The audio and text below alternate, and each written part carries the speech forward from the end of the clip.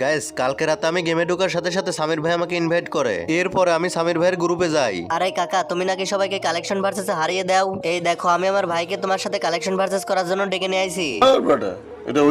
আরে আমি হলাম কালেকশন ভার্সেস কিং, তোমার ভাই তো দূরের কথা, কেউই আমার সাথে পারবে না। তাহলে আপনি আমার ভাইয়ের সাথে কালেকশন ভার্সেস করেন, দেখা যাবে আপনি কালেকশন ভার্সেস কিং নাকি কুইন।